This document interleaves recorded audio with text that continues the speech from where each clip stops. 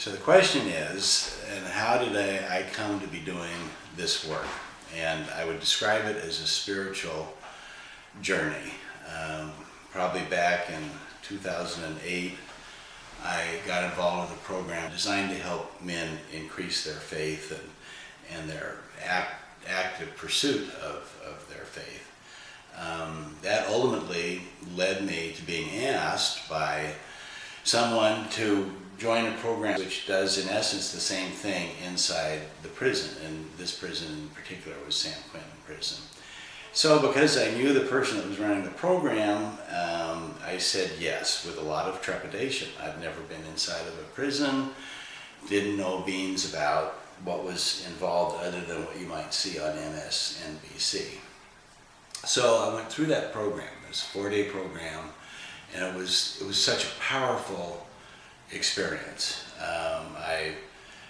You sit around tables, you talk, and you sing, and do what you do at one of these things. I was sitting next to a man that had a beautiful voice, and so my voice kind of blended in with his voice, made my voice sound better, and I really got to know and appreciate this inmate, and I'm thinking, gee, I would hire him in a minute to be my choir director.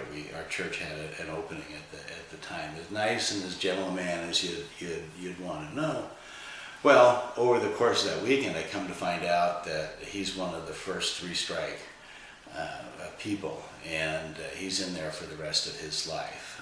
That experience ignited a passion in me to do something for the men in blue, and I didn't know what that was, but it ignited a passion.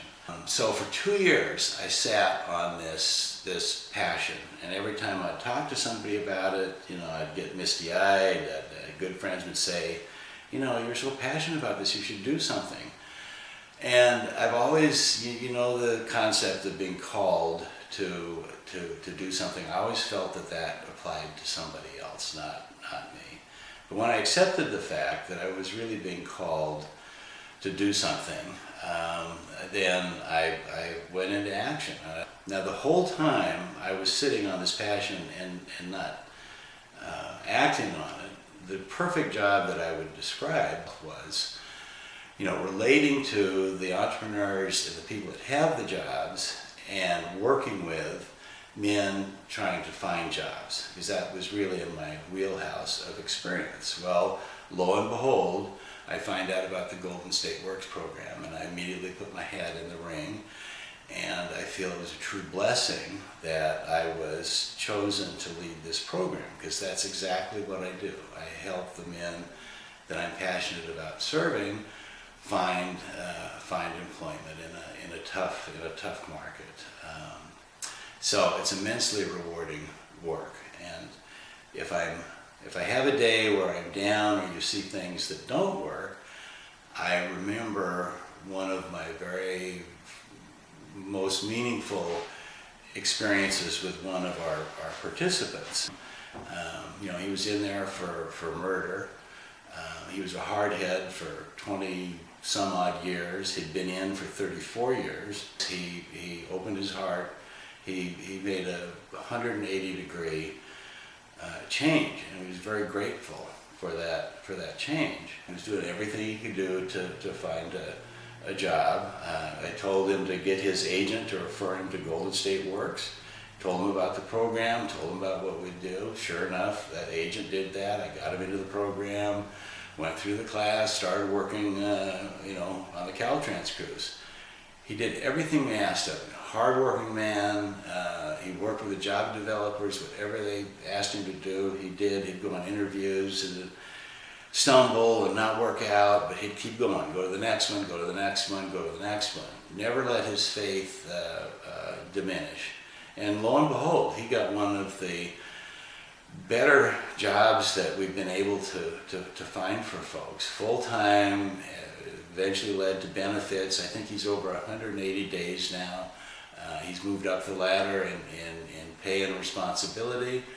That enabled him to get out of the housing he was in into permanent housing, and I get to see him about every 30 days. So to see from San Quentin and with a sentence to being employed and off to a really good start. It's very rewarding. And I particularly remember the first day he went to work. And we pay them in daily, which is a unique part of our program. So everybody's happy to get their check, and then of course happy to get out of there once they have their check. But we're outside, and it was a nice day, and one gentleman is holding his check and talking to somebody across the street that this is the first check that he's had in 2 years. And the gentleman that I'm referring to was holding his check in the envelope like it was the most precious thing in the world. I mean, he just was holding it and staring at it, and his comment was, yeah, and this is the first one I've had in 34 years. So that says it all. Volunteers of America enables men to get on the employment track, and it's a wonderful opportunity, because the statistics show that you give a man with a conviction a 6-month, get him employed, and he keeps that job for 6 months, the chance of going back to prison drops to 15% versus 70 or 80% recidivism rate. So the impact is huge, and frankly not everybody is ready for it, but Volunteers of America is dedicated to improving people's lives, and this is one aspect of their life that we can improve. And with employment and the self-respect that comes with that, then that trickles over to improving family situation, improving housing situation, and some of the other things that Volunteers of America is involved in. It's a really great program.